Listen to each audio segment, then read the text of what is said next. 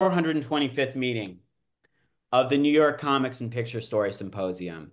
This is a weekly reading and lecture series founded by the cartoonist and educator Ben Catcher over a decade ago, and we've had 30 sessions a year since its inception, and it's devoted to people who make comics, people who think about comics, comics historians, curators, Can I hold this? cartoonists themselves. And this is the start of our fall 2025 calendar. This calendar is curated by Ben Catcher, Bill Cardellopoulos, Lily Correa, Danny Fingeroth, and myself. My name's Austin English.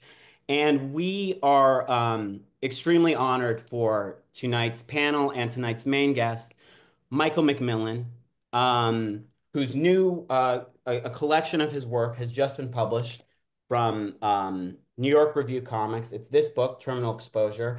My copy has a bunch of notes on it because I've been reviewing it for this talk, but you're encouraged to go into your local bookstore. This book is in stores now and seek out this book. It really is an incredible collection.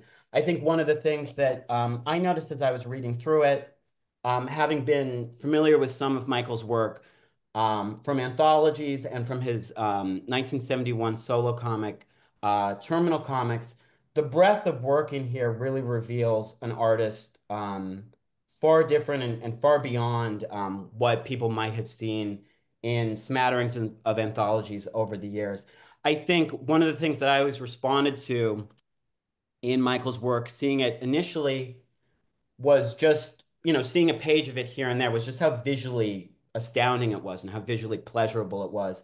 One of the things that I see in the progression in this book is a paring down of things and a focus on the visuals remaining, but a real attention and a real care for a storytelling beauty and a literary beauty and a writing beauty fused together with what Michael does beautiful visually. So anyone who feels that they're passingly familiar with Michael's work or has seen some of it, this book will reveal much of it is unpublished up until this point. So anyone who's familiar with Michael's work um, previous to seeing this book and does not have it, there will be much in this book for you to encounter. Before we start, I just want to say to people in the audience, one of the things that we try to do with the symposium is a unity between the audience and participants. So with comments that you have, maybe first thought, best thought isn't great, but with questions, first thought, best thought is great. Any question you have, no matter how silly you think it is or confused you think it is, this is a really rare opportunity to interact with Michael. And not just Michael, we have an incredible panel here. We have Gary Panter, legendary cartoonist and painter, who's been directly influenced by Michael's work to speak about Michael's art with him. And we have the renowned curator, historian, publisher, Dan Nadel, who wrote a brilliant intro to this book and has done a lot of work with Michael's work over the years here as well to discuss this work. So any question you have for this panel, try your best not to stifle it. We want to hear from you. And what you can do is you can write your question in the chat as we're having a discussion, and you can indicate whether you want me to call on you and put you on camera, or if you just want me to read the question for you. So I am going to read a very quick bio of Michael, and then I'm going to get into asking our panel some questions. So Michael McMillan was born in Pasadena while attending San Francisco State University for a master's degree in sculpture in the late 1960s. He saw an exhibition by the Harry Hu at the Art Institute of San Francisco. That exhibit, together with Zap Comics, spurred his career as a comic book artist. He went on to produce his comic book debut, Terminal Comics, and contributed to publications throughout the 70s such as Young Lust, Arcade, Weirdo, and Let Me Outta Here. A fine artist as well as a cartoonist, McMillan has worked in many mediums over the course of his career, including film, animation, sculpture, and printmaking, which he currently pursues full time. McMillan lives in the Bay Area. So I am going to start things off by calling up some images here. Here is the cover of this collection. Now, I wanted to start off with a question for Gary, and we can bring in Michael into this discussion. So these are some images from Terminal Comics, which came out in 1971. I'm just going to read some of these panels. So we have this is Freddie J, A Little Melodrama by Michael McMillan. It's no use. I'm a failure. I'll never get at that gravy train. Guess I'll have a tortilla with hot sauce. I love to eat while reading the latest issue of Exhaust. Smoke a joint. Oh, and then let me just have all these boxes here. Pick a pimple.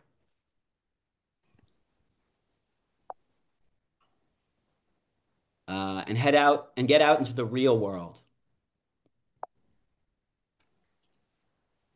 And here's our He's character in in the it real on world. death.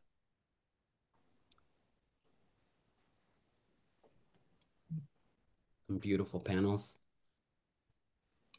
Stick around, Freddie. Want a sizzle tonight, sweetheart? It's good for your skin. Mama. Well, that takes care of the real world. Now back to the drawing board.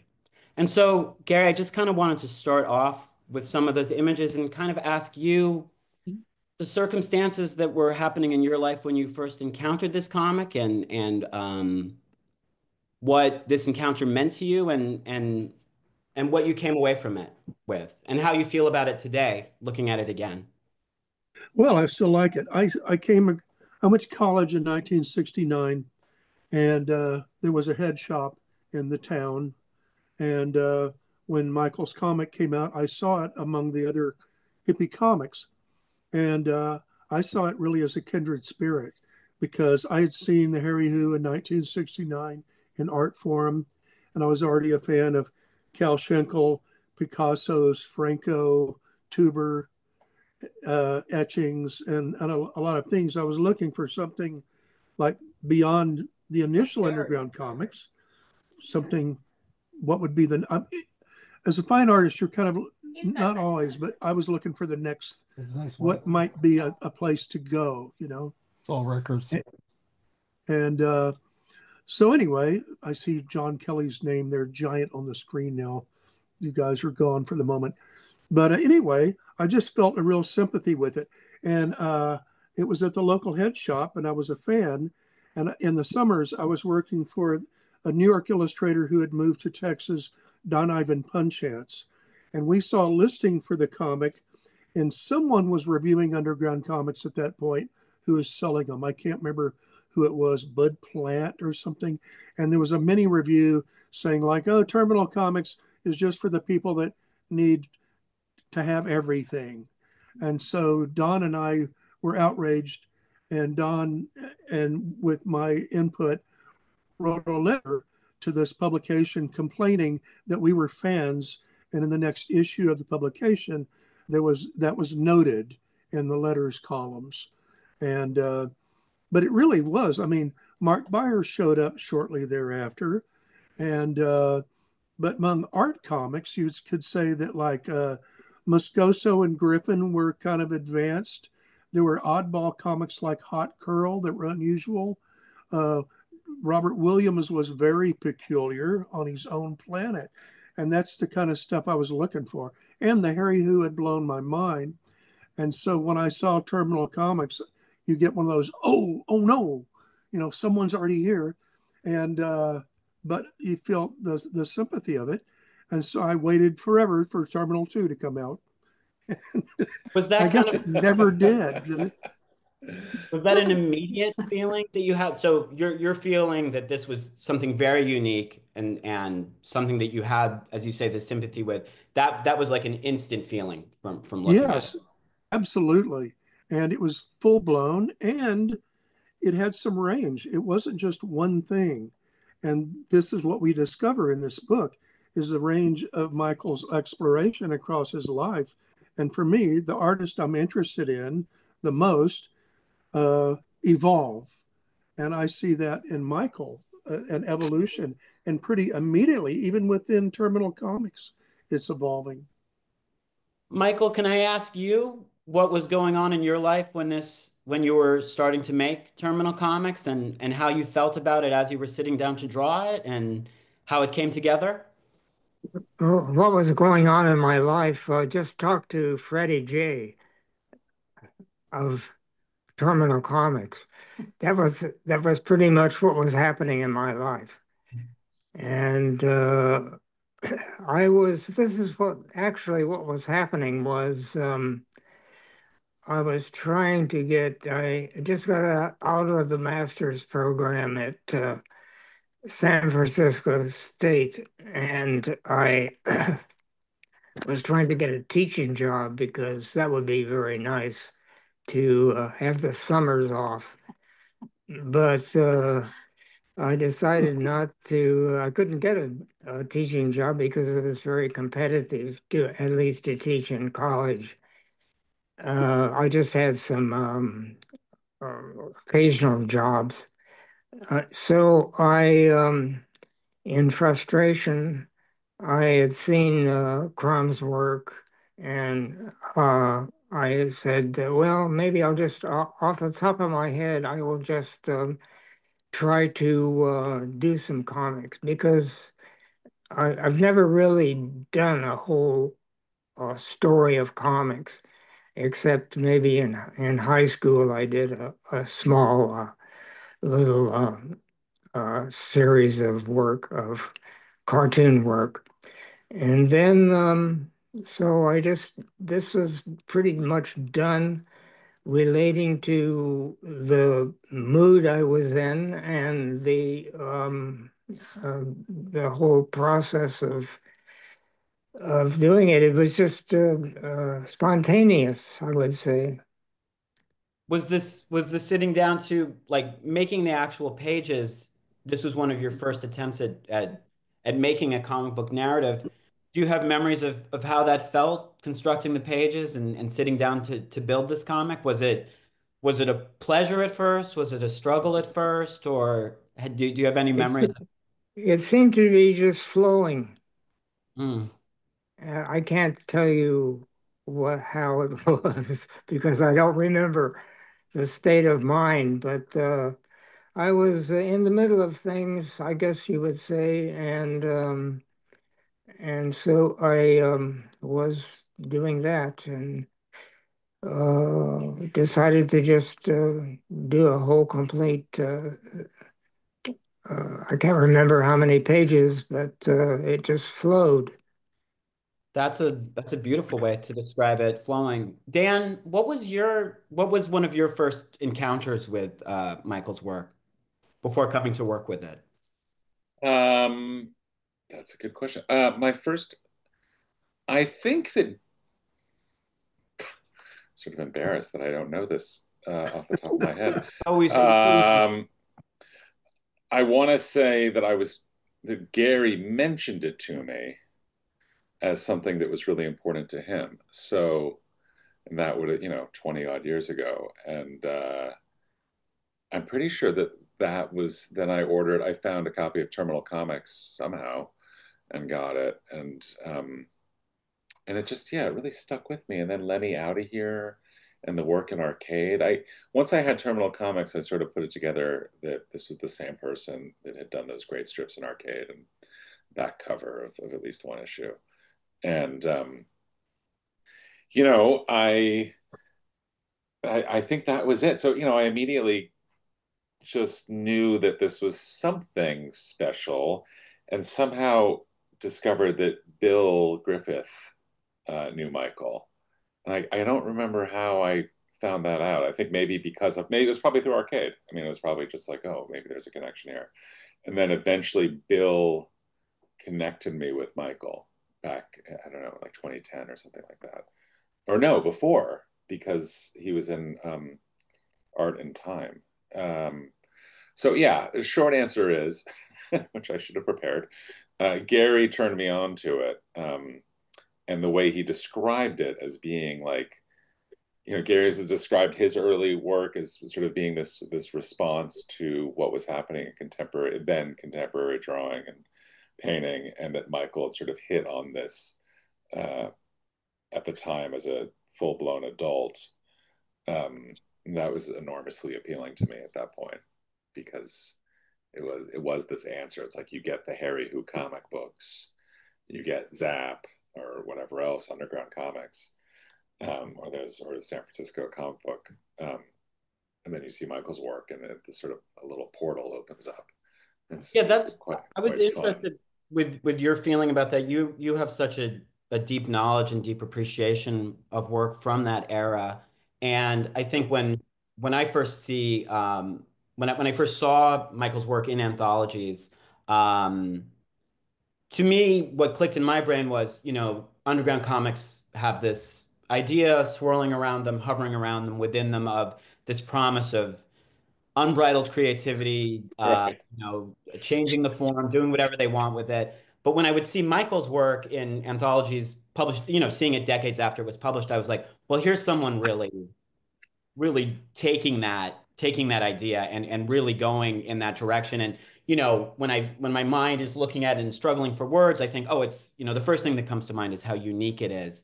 But I'm wondering, with your knowledge and knowing different kinds of drawing that was worked in within underground comics, what that uniqueness, how that translated to you. Um, the first thing that came to mind when you said that was, one of the problems with a lot of comics and with underground comics at the time is that a lot of people didn't actually have anything to say. So, and Michael clearly was somebody who was a very witty writer, and which is borne out over the course of the decades that followed. Um, but he immediately had things on his mind that he wanted to say, and he was very good with words, which was also incredibly unusual now and then. But he's a real writer brain in there, and a real yarn spinner, and that is unusual. And then you combine that with somebody who clearly has like a foundational grasp of just like classic, in Michael's case, uh, technical drawing. Moscoso had that as well. But unlike a lot of his younger peers, not to age you, Michael, but unlike a lot of his younger peers who are, like a decade younger, um, he wasn't infatuated with any particular cartoon style. He just wanted to make comics that made sense to him. And so the sort of combination of narrative and the kind of spiky uh, Harry Who, you could say Harry Who drawing. There was also, um, it's very related to like Roy DeForest drawing or William T. Wiley's drawing, a sort of line-based drawing that was very much in the air in the late 60s that sort of stood next adjacent to underground comics, but rarely found its way in. Um, that's what Michael did. He had things on his mind. He was a hell of a writer and had a much and wasn't a slob. What's the term? A slob snob. Like he wasn't afraid of art or comics. So if you have that, like our friend Gary over there on the screen, um, if you're interested in both and not hung up on either, then you're going to get Michael here or the Gary man. That's the kind of work that might come out. But I think it's very related to yes, Jim Nutt and Carl Worsom, but also Wiley and DeForest and all the stuff that was sort of in the in a bunch of group shows in the '60s in Chicago and No, what do San you? Well, Francisco. well, Um, so yeah, I all have right, to Michael. mention that Yes, please. I have to mention that I was kind of wanting to change my style a bit, and I went to Bill Blackbeard's house and had him dig out the Bill Holman's Smoky Stovers because I wanted to get into a slightly different format. And so in doing the Autos series, I tried to use some of that, I don't know, gimmicky uh, pun type Oh, like 10 Uh, years later, Mike? 10 this years later. was this was yes, it was after probably after the arcade stuff. Yeah, yeah, the And 80s. You so went to Blackbeard's house. Huh. What? yeah, a couple times I that was really an amazing thing to go to Bill Blackbeard's and go down to his catacombs with these newspapers piled. There's just narrow aisles in between these stacks of newspapers, and he was able to dig out Bill Holman's work, Wow. which was amazing. Anyway, I wanted to also mention that this is an interesting thing. I was once at Don Donohue's place, and there I was talking to Gary Arlington, and Gary Arlington mentioned, he says, I think we're going to have to terminate terminal. He told me that. And so I was, I said, okay, well, I'll do something else. Well, it's interesting hearing you bring up Bill Blackbeard and Gary Arlington. These are, in different ways, resources within the city of San Francisco. And you moved to San Francisco in the late 50s. And I am kind of curious, that change, what happened in San Francisco from maybe the late 50s through the 60s into the 70s.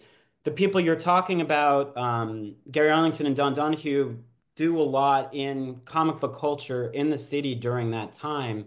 I'm wondering for you how the change felt from how the city felt culturally or just to live in the late 50s, and in terms of your art, the change in culture in the city during that time. It's been so historicized, but you were there, and you were a working artist throughout it and beyond.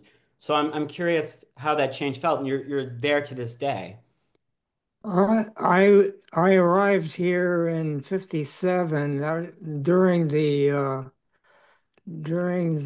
so-called beatnik period, and it was before all the hippies invaded.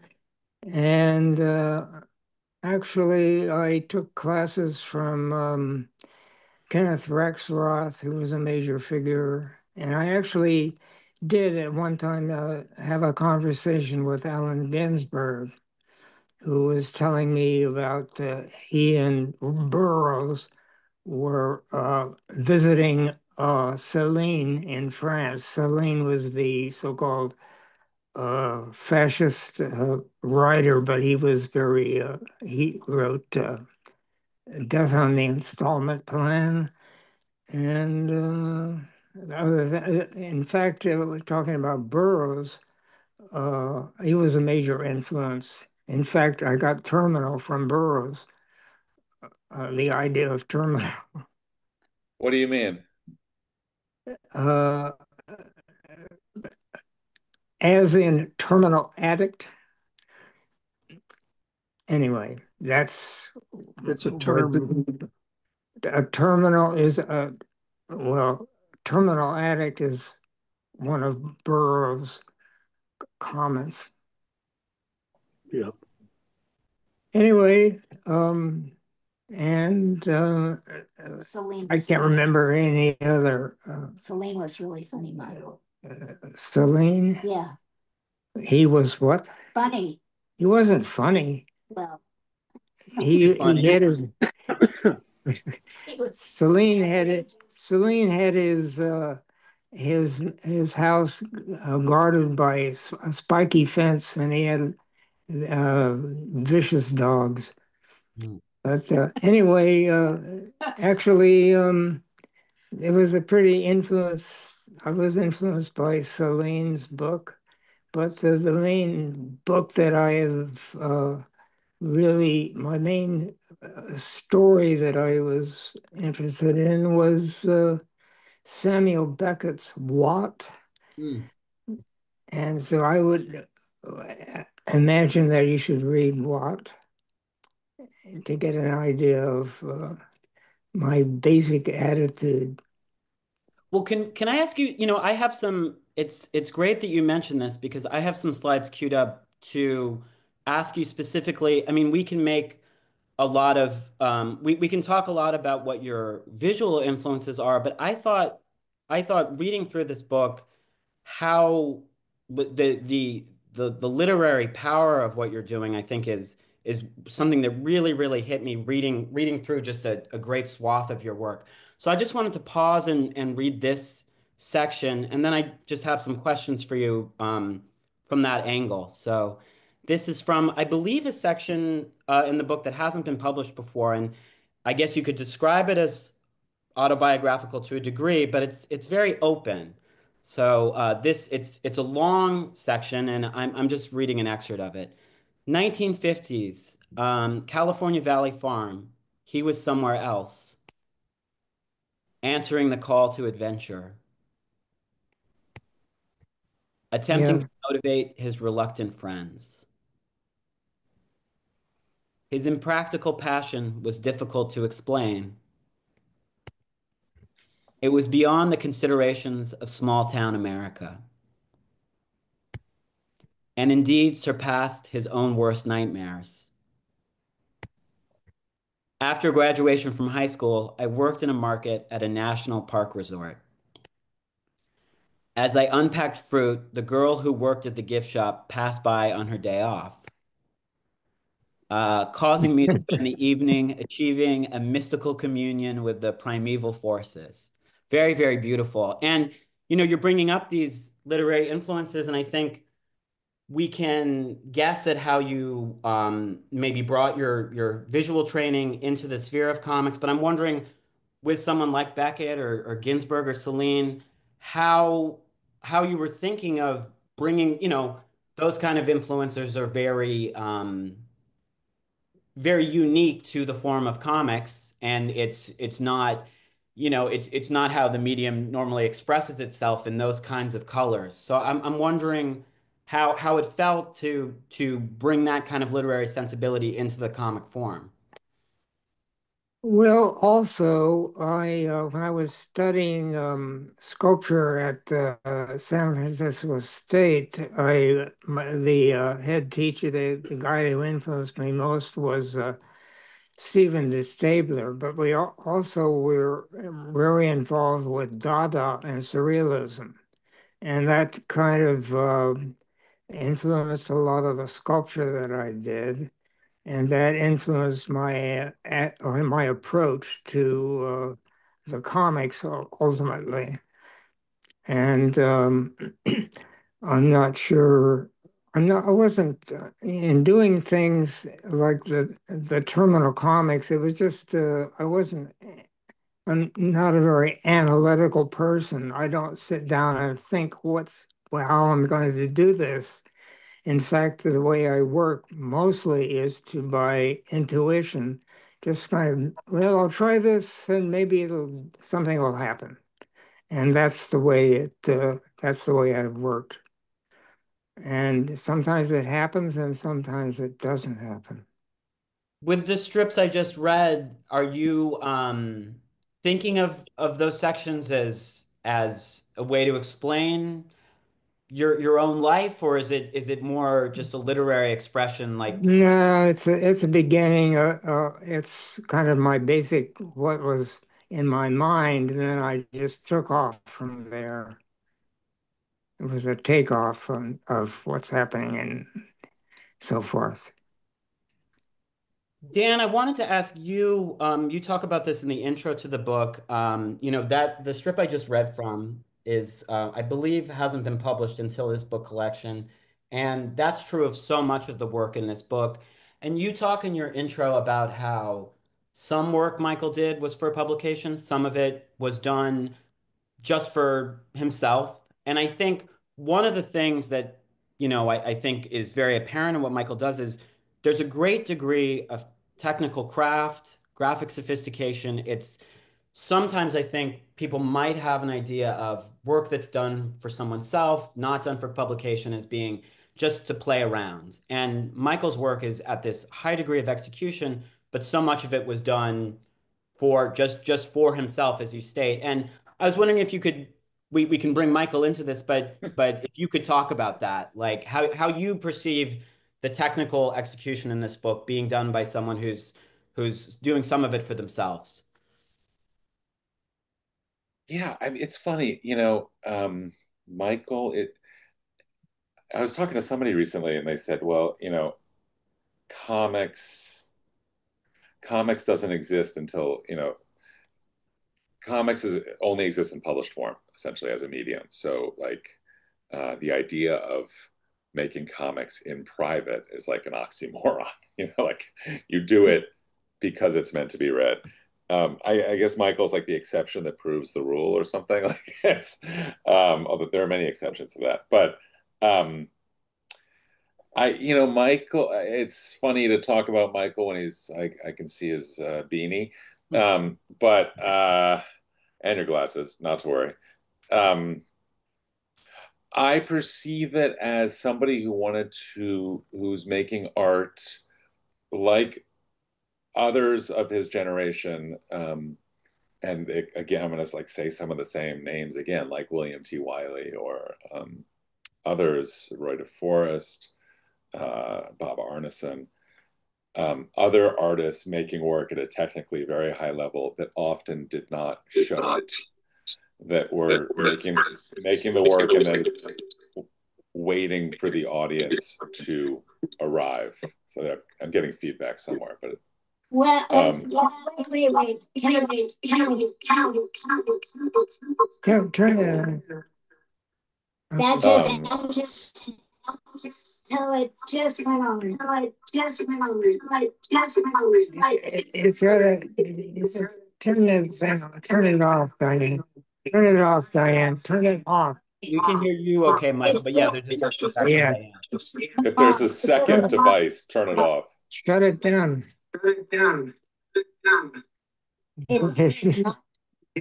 I'll turn it off.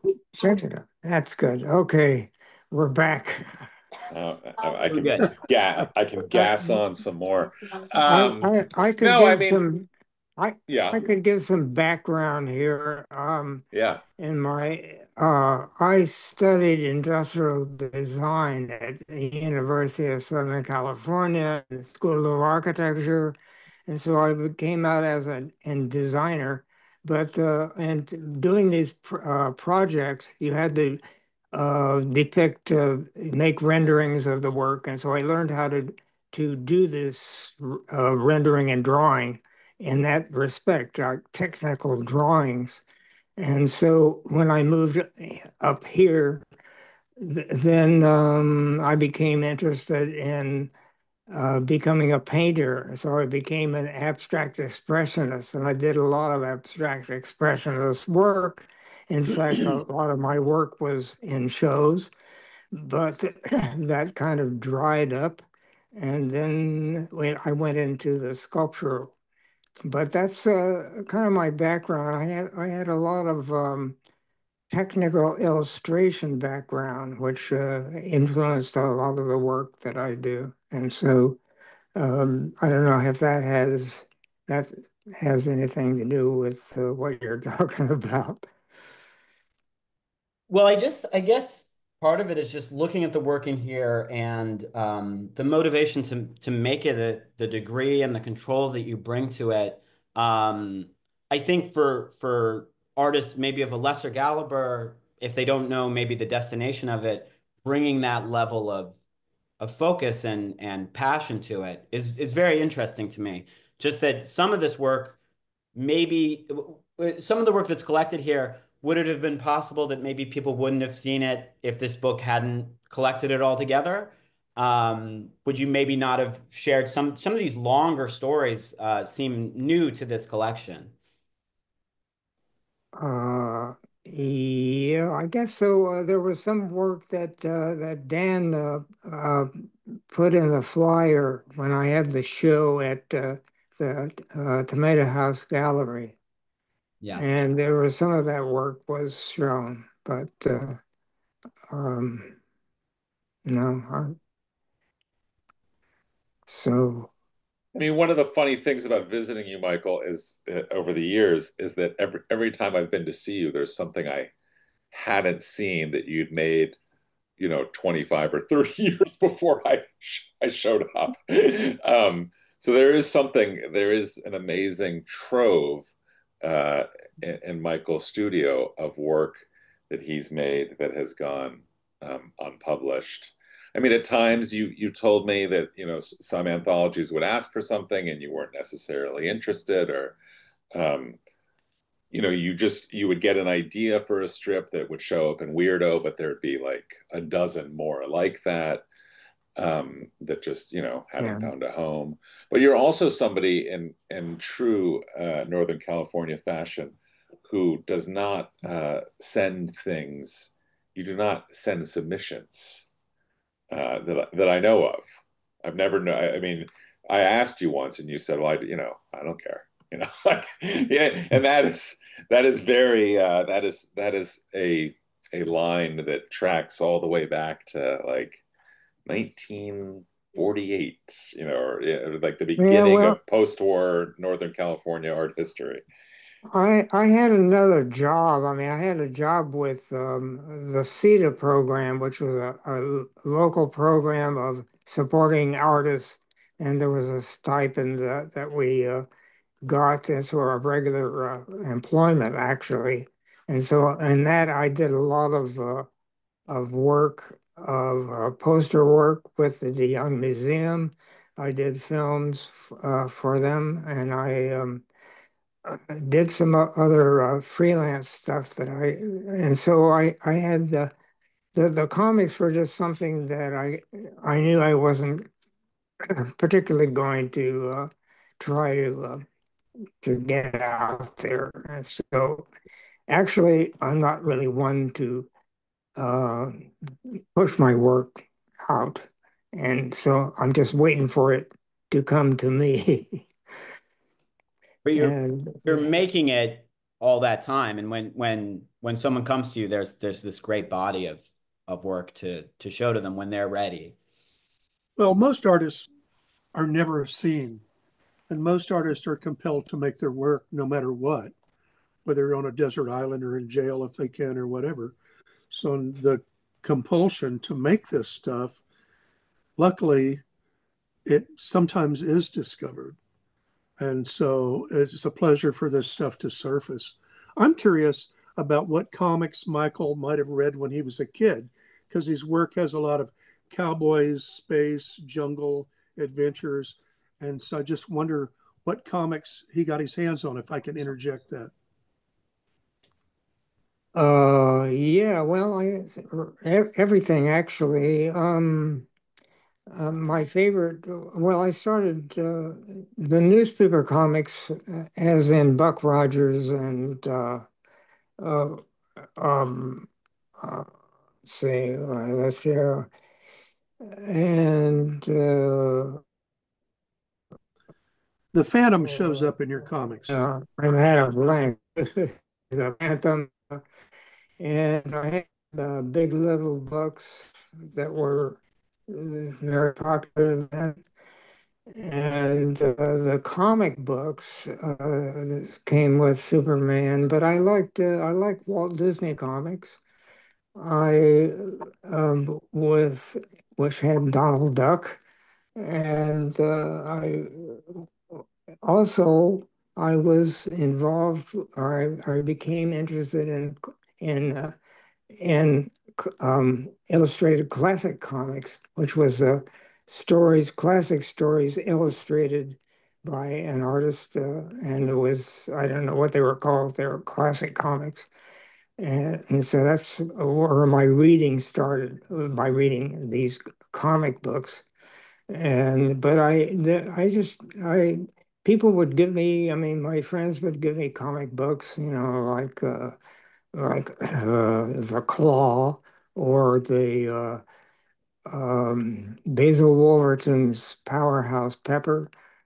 I can't think of any others, but Well, that's and you were basically. watching animation. You ended up doing animation, so you must have been into animation as well. I wasn't really into that. Diane got me interested in animation. I started doing some stop action animation. And then I became aware of the early Disney and the early Fleischer Brothers, kind of very rather basic and crude style animation, or Crazy Cat.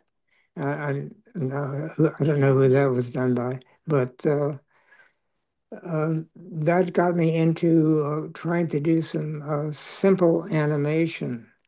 And then I was starting to work with Moscoso. He was involved in that same kind of style, which was not overly sophisticated, but basic movement style. So that animation came after, probably after I was after I did Terminal Comics, then I started doing animation. But that was mostly It became that. computerized. Yeah, then it became, it wasn't, it just became too difficult to do as a one person job because I usually painted all my cells and did all the work except shooting the picture. I had it shot at a camera. Anyway, that People was in the audience are starting to ask some questions, but before we get to them, I just have a couple of more things I wanted to ask to the panel. One thing that maybe I can bring Gary in to talk about is I wanted to sort of show, the evolution that your work goes through. This is, I think, the first image I saw of your work. This is from, and you mentioned Gary Arlington. This is Gary Arlington's San Francisco comic book, and just such a beautiful, incredible page. And then we see things progressing through the years. There's a panel that I thought was Great one. really great to highlight. And then it seems around this time with these auto comic strips that things really start. They're still removed from the work we just saw, which was, I believe, that pseudo autobiographical strip, which is from the 90s. But I see you moving in this direction. Um, and I'm just kind of wondering from both you and Gary, one of the things about this book is that it collects decades worth of work, and how you both feel about you've both worked to different degrees with cartooning over the decades, and how it feels progressing with your visual language and your approach to the medium as the years go by. How you feel about it today, and how you felt about it in the beginning when you sit down to work on a page. You're asking me. Um, Start with you, Gary, and then go into well, my. I think that there's a power of the fresh view of youth when you're 20 and you're just getting started. You can have a very new point of view. You can reach conclusions that are kind of in advance. And then as you face yourself and continue and just try to be true to yourself in some sense and explore, you can go through all kinds of avenues that maybe aren't as beautiful or interesting. And you just have to keep going. So I think if you look at people's work, it doesn't always, I'm not talking about Michael here, but artists in general that I like, Paolazzi, Peter Saul, many people. Um, if you're just faithful to the journey, it's going to take you many places. Now, some people can bang the same nail with the same hammer their entire career, and that's natural to them. But the other kind of artist is interesting to me. Um, and so I have to kind of go where it leads. Sometimes it leads to easier places, sometimes it leads to impossible places, you know. But and there's too many directions, too many possibilities. That's the I, other some, thing. You have to choose something. I sometimes kind of wonder if it's a medium that, maybe if we look at film or something like that, it seems maybe the technical difficulties of a film director as time goes on, maybe it's harder to marshal a whole group of actors in a production. It does seem that in cartooning, a lot of people tend to come into their own as the years go by if they stick with the medium. And I was wondering maybe how true that is with peers of yours or in your own feeling about the medium. Well, I think my work might have been the most interesting in the beginning when I was showing off that I could draw a lot of different ways, and that might have made for more interesting comics. I don't know. But and I also think that my anger has subsided. So I don't have an issues of proving, of breaking the rules and being evil and getting that I got it out of my system. I purged myself. So now I can do kinder work and more, just personal things. But say my second hippie comic, Crash Pad 2, I'm stuck on for a year. It's hard to draw and it's very conventional. And so it's more of a stone to roll up a hill. And I do some other things privately that are very easy. And so it's all part of the work. Michael, can we hear from you on that? Just not just with comics, not just limited to comics, but art making in general over the years, how Well, the reason is, or I've changed the style. I get tired of the same thing. I get bored with doing the same stuff. And I like to invent new kinds of ways to project. And so that's pretty much my attitude. Right now, I had a stroke about 15 years ago, and that finished me as far as my chops of drawing were concerned. So now I'm having to adjust to a new kind of art venue that I'm making prints, but they're mostly more or less geometrical kinds of abstract work. And so I have to, that's a change that happened not because I wanted to, but because it just happened. And yeah, I like to change. I'd like to move on, get into something like animation and explore it to the maximum to see what you can do in it, not just uh, dabble with it, but make a real project out of it. And after 10 years, I moved on. And so that happens with the comics. well, on that note, I kind of wanted to show an image from Series Z, which you showed at Tomato House, and that Dan made a publication of. Here's an image from it.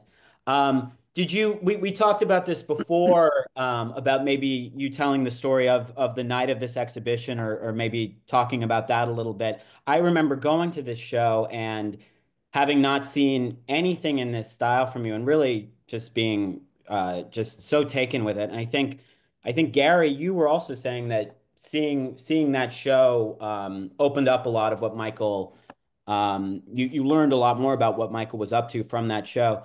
Michael, did you want to talk a little bit about the experience of that show and what went into that and how it felt to show this work?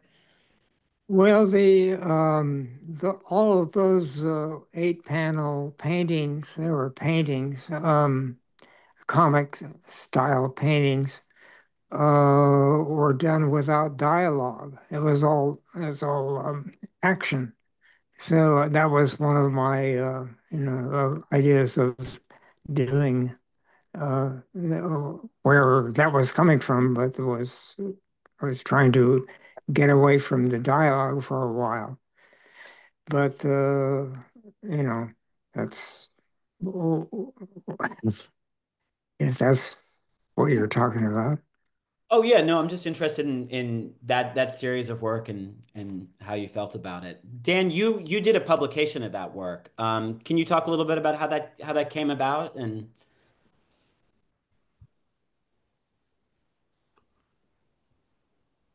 Dan, Yes, you're muted, Dan. Dan. Sorry, Oh, that's okay.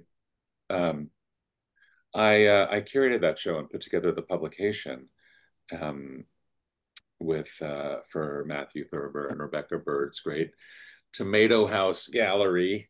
project. That came about because I had um, gone to see Michael for after, I think it was after Art in Time, in which I anthologized some of Michael's underground comics era work. And I went to visit, and suddenly there was all this work. And in the case of that particular series, I thought, like, what an amazing way to handle color in comics. What a fantastic approach to painting in comics. And also, as soon as I saw those sheets, I thought, well, these will actually hold the wall. Like there's very, very few comics that function narratively, but also can function on the wall. And Michael solved that problem with those comics in like a way that I just hadn't seen before. And so it just seemed like a natural thing to do. And it was timed at the time for the Brooklyn Comics and Graphics Festival. So it was just, the whole thing was such a total treat. Michael and Diane came out um, at the It was opening. during Sandy, during Was it the during Hurricane Sandy? Sandy, or Or just maybe after Sandy. Just after, yeah. it was just after. And it was actually, kind of looking back on it, an amazing evening. I mean, in one Yeah, it was. room in East New York, there was Michael and Diane, Bill Griffith and Diane Newman. Um, Gary was Spiegelman. there. Spiegelman was there. I think Jay Lynch was there. Yeah, Jay Lynch. I mean, it was sort of like, I looked around and Christopher Forgus was there. Like I looked around and thought, well, this is extraordinary. Like, you don't get all these people in a room more than once. Never.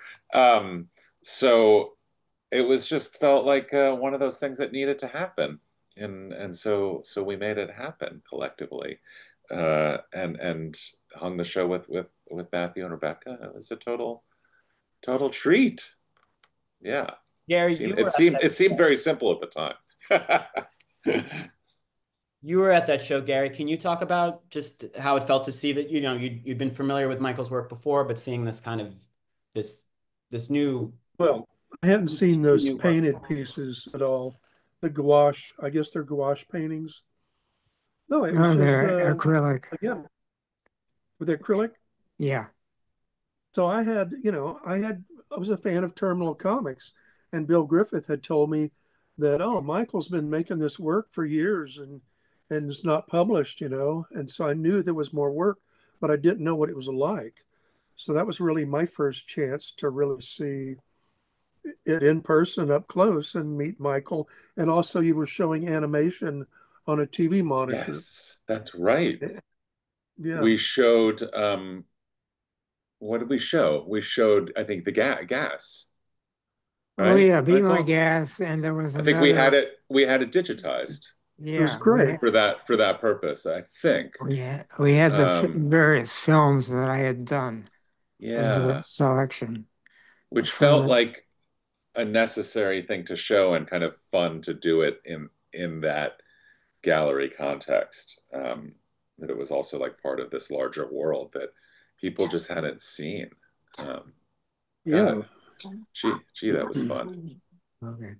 We can ask, actually, one of the audience questions relates to animation you made with Victor Moscoso, Michael. And so Generoso Fiero wants to ask, you touched on these animations. They ask, I've always wanted to see the animations you worked on with Victor Moscoso. How did that collaboration happen? And do you know the whereabouts of the films? I think you've already mentioned those, but maybe we could ask how you came to know Victor Moscoso and your feelings about his work and what he does, and your interactions with Victor Moscoso over the years.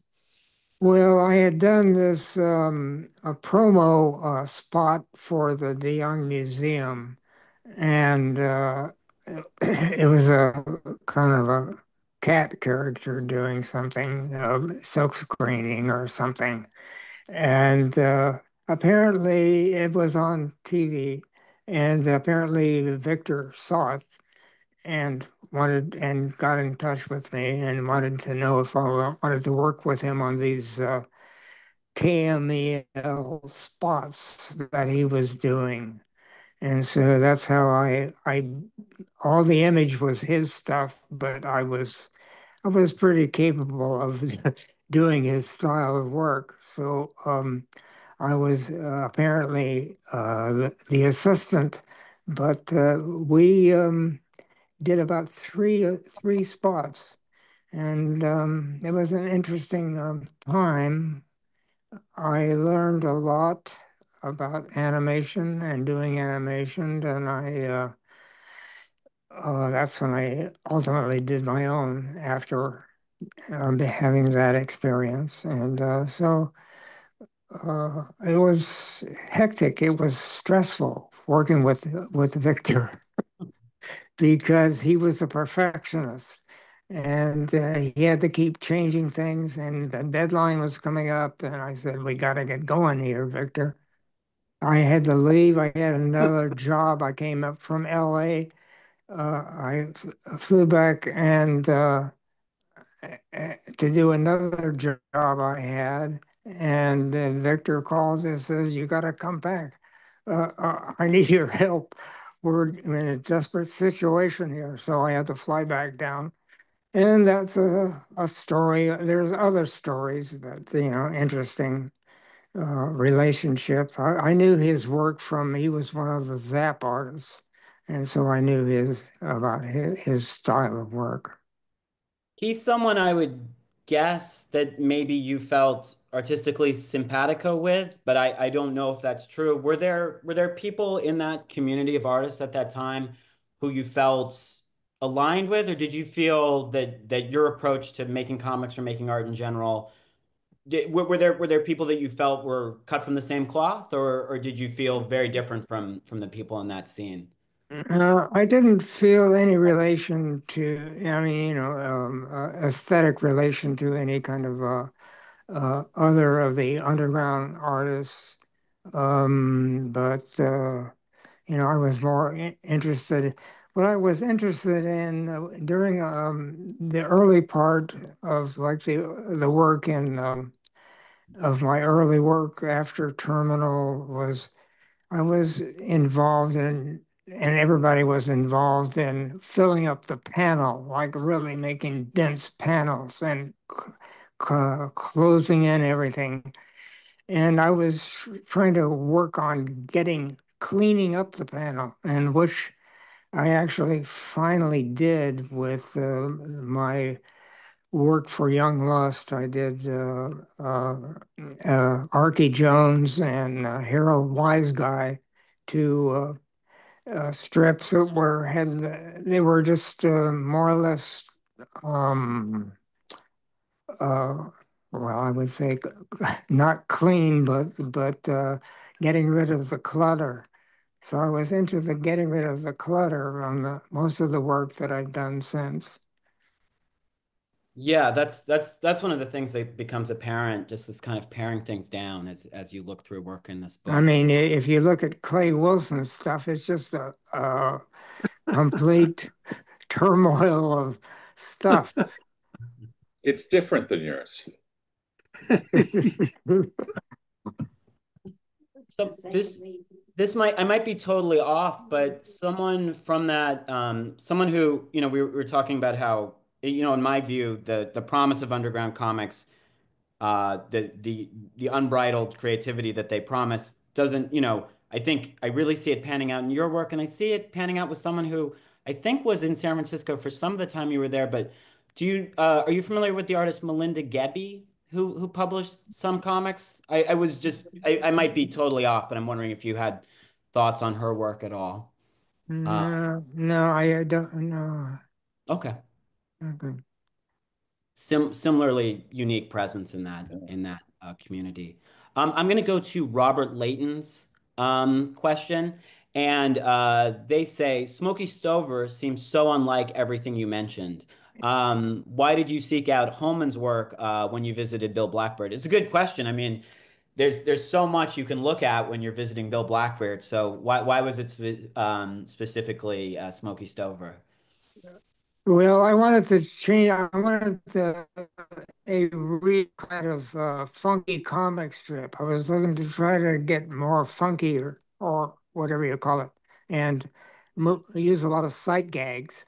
But I didn't. I guess I didn't really come up to that point. But I was interested in that and his inventive situations like with Spooky the cat and Smokey Stover, those little aside comments.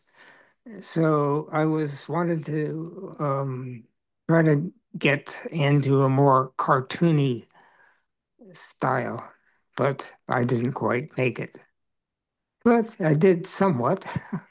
No, this is very cartoony sections in this. Gary and Dan, were there if you were to go visit Bill Blackbeard, would there be what would be some stuff that you'd want him to pull out? Smoky Stover. Okay. One thing is about Smoky Stover Smoky's is so good. it's very crowded, but it has clarity. It's like a Mayan hieroglyph. There's still the Yeah, white right. space is still very important. It's so well structured. I would ask. I'm gonna go for a deep cut. I'd love to see more Slim Jim. Slim If Jim. Slim God. Jim and the Force by No, Raymond Crawford Ewer. no, I don't Uh, not familiar with him. oh yes, a deep. That kind of a Yeah. fairy tale comic? Is that one of those absurd, funny It's animal an comics? absurd. Yeah, Slim Jim is sort of like a humanoid character who bounces Yeah. around. He's really cool. I like him a lot. I'd also like to see if you could ask him, Austin, uh, if you could ask Bill Blackbeard, um, maybe some monkey shines of Marceline. Okay, well, he's not on the earthly plane at the moment, but if I I know, but Yeah, right. I will I know, try. but at night And Yes. when you're gazing up at the ceiling, ask him for that. We'll all ask him collectively for that at That the would be great. We could take a moment right now. And let's bring in Matthew Thurber to our discussion. And Matthew would like to ask Michael, can Michael say something about his mountain climbing and its interrelation with his art practice? And as you can see on the cover of this book, that's the importance of that in your life is right here. So we're grateful for Matthew to ask that. Yeah, well, and the inception of this book, Lucas Adams said, well, he saw my climbing journals. I have these, every time I went mountain climbing, I wrote it up with an illustrated and comments and an illustration. So he said, we got to have some of this stuff in there. I said, well, how come? How come you want to have climbing in here? This is something else. But no, we got to have it in. And so actually, yes, that's been one of the most kind of underpinning motivational things that I do. It kind of influences my ability to pursue impossible looking thing, and stay with the if something looks doubtful, I know that I have to keep pushing and keep pushing up and keep moving up, as they say. But it was also I got into really doing a lot of local area climbing and bouldering, and it was like an interesting problem solving attitude or a problem solving activity. And it was physical, and I've always been physical because early on I was a distance runner, and then I became a racing cyclist, and I always have had to do physical stuff. And so that was one of my outs. And so I guess that's how it got into it. When did you start mountain climbing? I started mountain climbing actually with the Sierra Club when I was going to school in LA. We would go out with these and do some various climbs in the local areas and then into the Sierra. And actually, I did climb with some of the noted great climbers, but I was never, actually, I was never really that athletic. I was kind of a non-athletic person, but I developed my skills in that way. And so that's how it started. And then I kept it up, and I would go out with and developed climbing partners and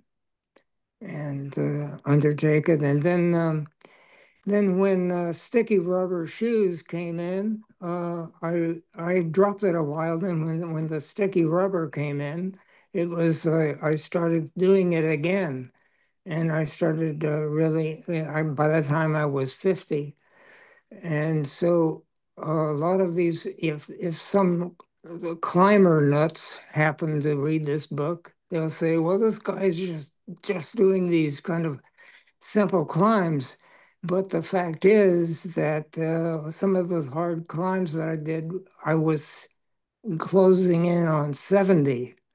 So that made it kind of interesting to comment on that. So that's all I have to say about that activity. That's great to hear. I have a question that I can ask to Dan. I do, as I ask this question, I encourage people in the audience to take advantage of this opportunity to ask Michael some questions while he's here. And we're so grateful to you for sharing your time with us, Michael.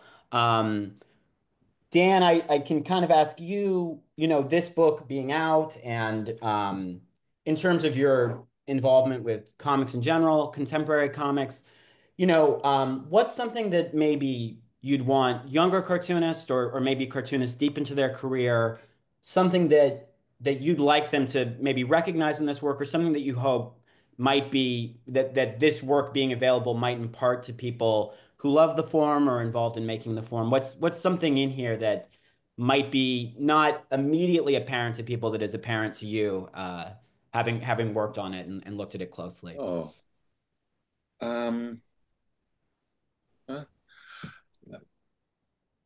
I guess this will sound odd.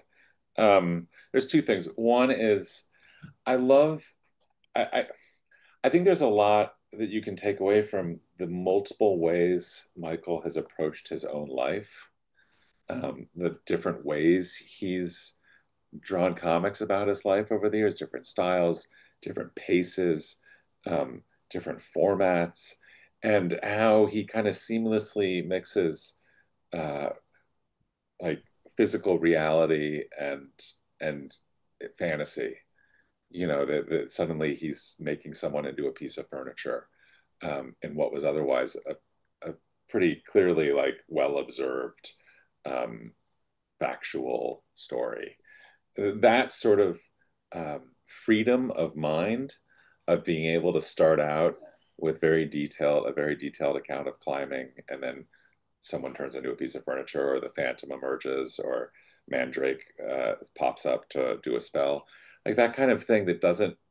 It's so difficult to pull off because it can tilt towards twee or it can tilt towards random.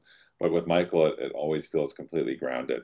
And that I think is also related to the fact that his comics are incredibly structurally sound. Like they are, it's not just the draftsmanship, which is superb, but also the compositions are like classic. When he says, "I looked at the Phantom," or Terry and the Pirates, or something. It's that kind of classicism, but mixed with a freedom that is often anathema to that kind of cartooning, or to that kind of mode. So if anything, it's like you look for that and then think about the freedom it entails, but also the discipline it takes to convey what are often very nuanced moments in Michael's work of this sort of like this. There's like incredibly funny and nuanced like libidinous comics, like suddenly you're like wrestling with a woman or something, and then the way he approaches mountain climbing um, as something that for like somebody like me seems like insane and like I would never. You'd have to pay me a lot of money to get on a mountain, to even think about getting on a mountain.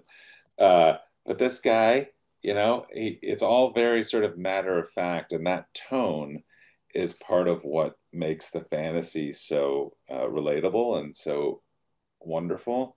But also, I think what maybe sustains them, it's this sort of like matter of fact approach to life and art that is humble. And I guess yeah, I don't know if that's a yeah, I guess that's a takeaway. Sure, that's a takeaway. Yeah.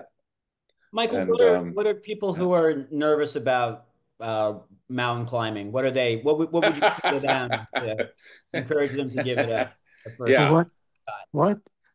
What? What would you? What People who are made? Dan was saying you couldn't pay him enough to do mountain climbing, but how would you convince him to do it? What would be what would set his mind at ease about Well, trying mountain climbing? uh, uh, Great uh, question. yes. If you're a problem solver, you could solve how to get up this vertical wall, or be outside for a change. Get out in the world.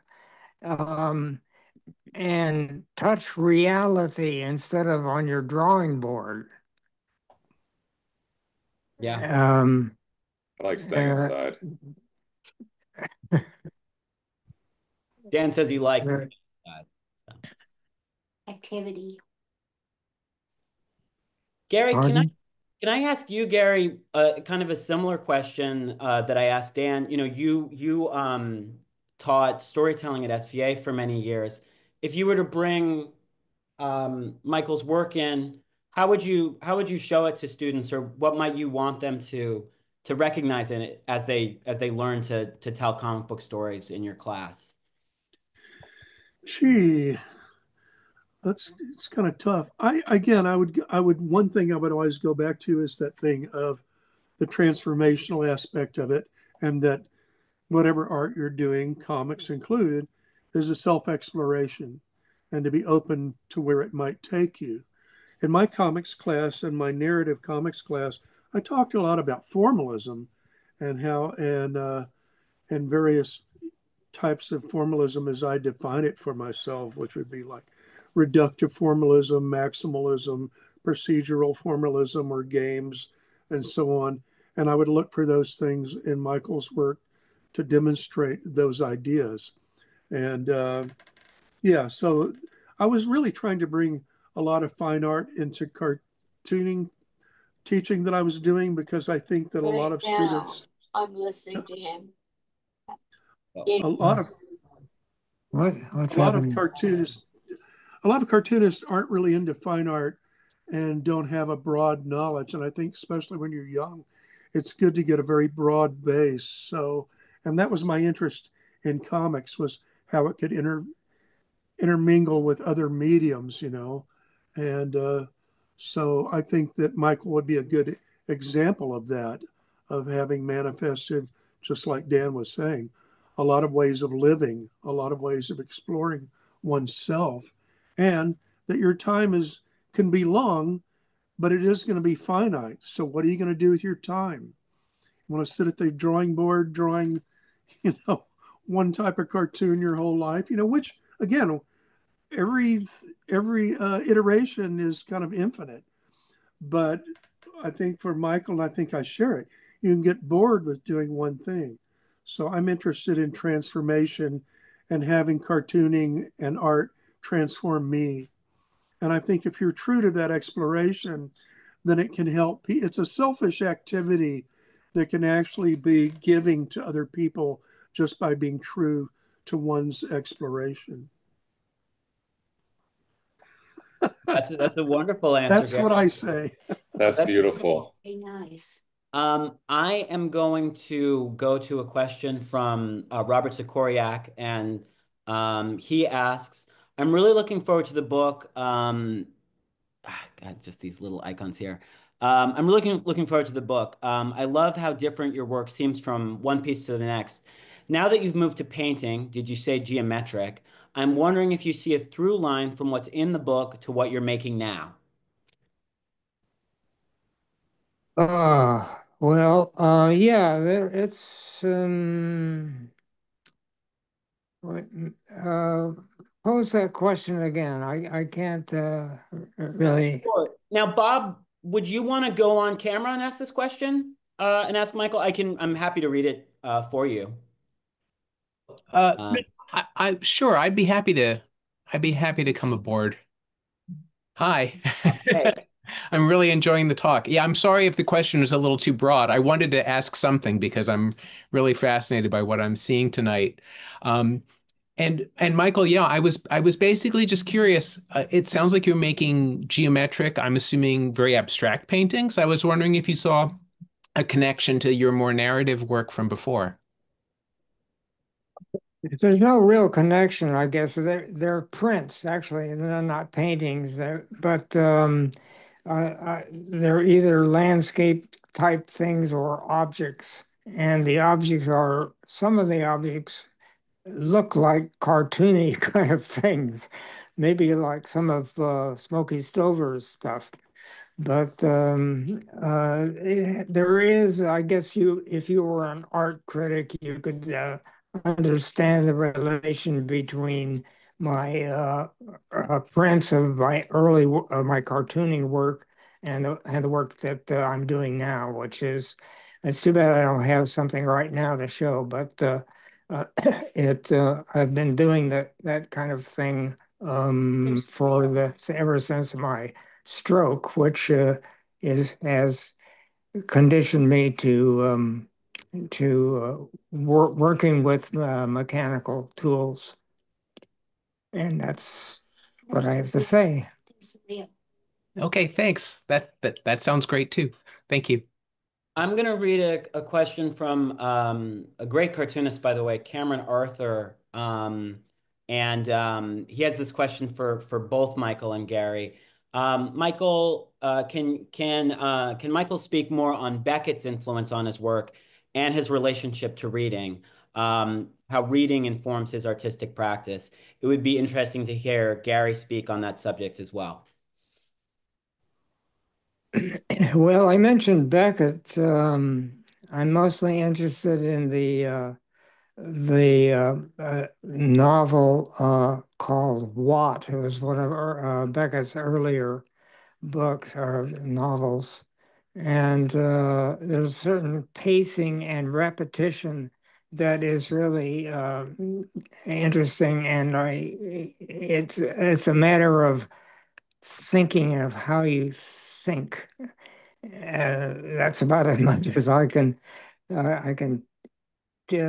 tell. I also read some of James Joyce Finnegan's Wake. Not that I can understand any of it or most of it, but I like the use of he uses a lot of puns and kind of like Bill Holman's Smoky Stover.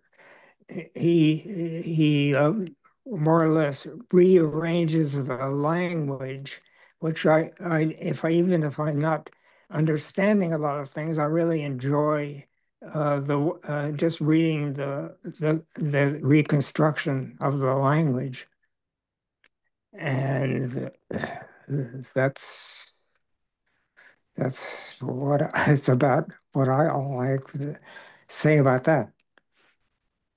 Gary, how about you? Your relationship to, I mean, I feel that Cameron is asking mostly about reading literary, reading like how novel reading or reading literature relates to your artistic practice. Well, I watch YouTube a lot, but I don't have a television.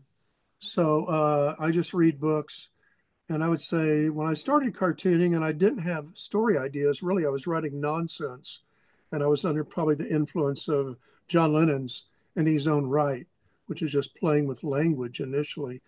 And then along the way, there's many ways. I've interpreted Chaucer and interpreted Milton in my own way. And I was, again, I was subjected to this intense Bible study, in my youth till I was 18.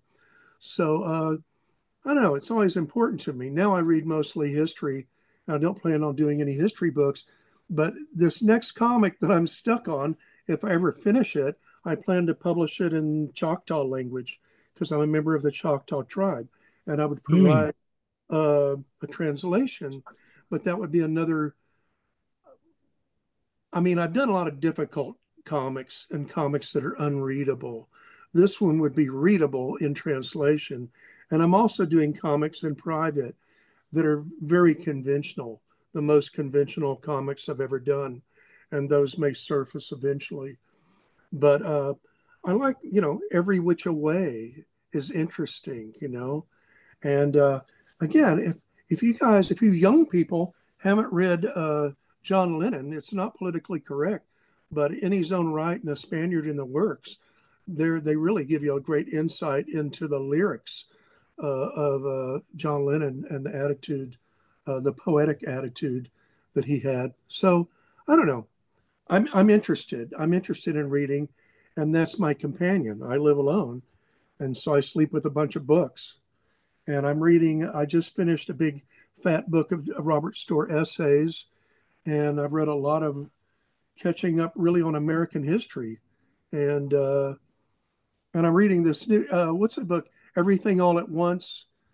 Oh, That book is fantastic. It's like a water hose of boho culture. And so anyway, I just recommend that people read.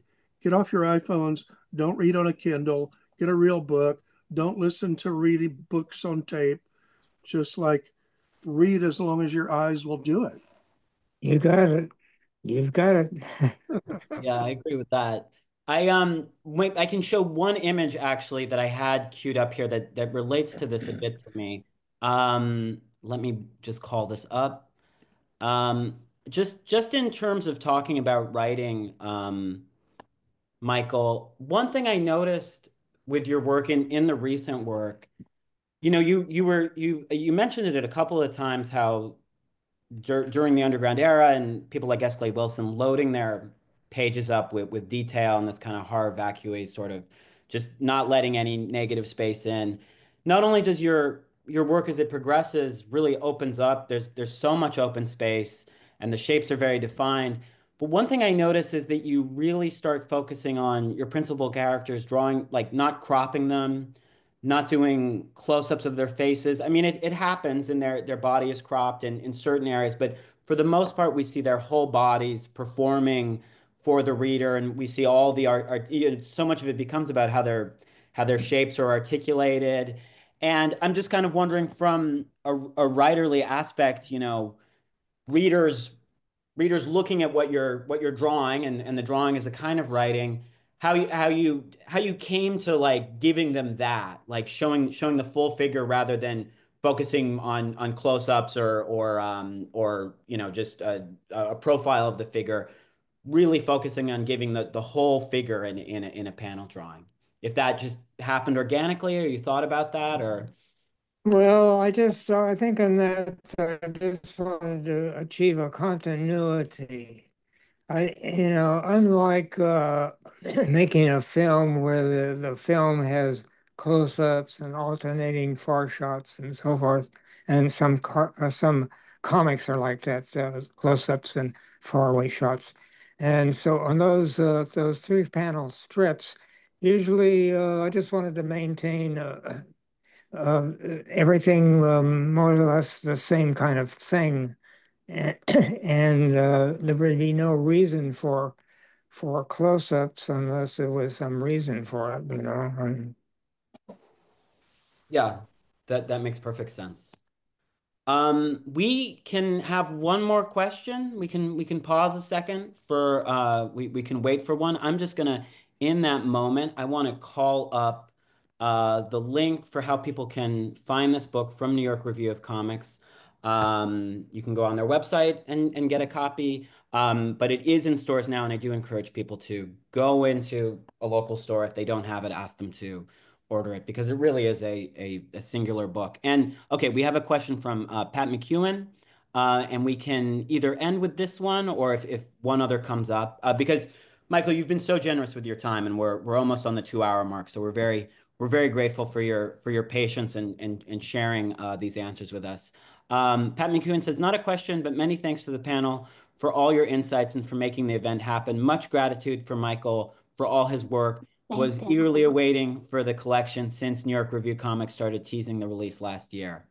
So that's a nice, we can end on that comment. And I think everyone who's really in love with this form and this medium are very grateful for this book. And for you, maybe we can end with that. The process of this book coming into, so much of it is not published before, Michael. Was there work that you didn't want to bring into print initially that ended up going in here? Was there work that you wanted to hold back? Like the construction of this book as a whole, how did bringing a lot of this work into print feel for you? It seems to be working pretty well, despite some of my objections or considerations. But I'm pretty happy with the everything, and I might mention that the work there is only um, Tip of the iceberg. at the tip of the iceberg. There's tons more stuff I have that people haven't seen. So It's I don't true. know. Volume two. We'll see. We'll see what happens with that. So we'll do another one of these next year when the second volume of this comes out. Koriak's beautiful, but get Dan back on the screen. I'm Yeah. just seeing Bob Sikoriak. There he Well, is. Okay, great. Hi, Dan. Hello. Thank you, thank Michael. It's just a joy to see you. Well, thank Diane. you. It's nice to see you, Gary, Yeah. and everybody. And The Wi-Fi came in at the last by itself, right in the middle. Well, we okay. we made it. All We And made worked it so, out. work. so I wanted to say thanks everybody for nailing me down. Well, this was a real pleasure, Michael, and we made it happen without Wi-Fi in your apartment for most of it. So we succeeded, and we're so grateful for your time. And I'm really grateful to Dan Nadel and Gary Panter for lending their time and insight as well, and to our wonderful audience. I can say at the end, next week we have a great guest. Yvonne Alagbe, French cartoonist behind the recently released in English graphic novel, Misery of Love. So we will be doing that next week at the exact same time as this. Same way to register for that as you registered for this. So I hope to see you for that next week. Thanks again, everyone. This was really beautiful. Okay. Bye, Thank everyone. you, everybody. Bye. Bye Thank bye. you. Thank you, Bye. everybody. I'm Bye. Bye, sorry we Diane. did. Yeah, bye. Thank you, Diane. Thanks for your help. Oh, God, I'm so sorry about this, but all of a sudden it just clicked in and I don't know why I didn't do anything. So there was a physical Wi-Fi problem, obviously. I don't know how else to describe it. Well, we made it work, I and we just, wouldn't have been able you to know, make it work in the beginning without your patience. So yes, thank you you so much. did. Fantastic. Thank Okay. you. Thank you. Yeah, really. Thank you, It was guys. really nice. I like to hear put on the spot too. It was good. Thank you. Thank you. Thank you. Bye. Bye. Bye. Bye, everyone. Bye. Bye. Turn it on.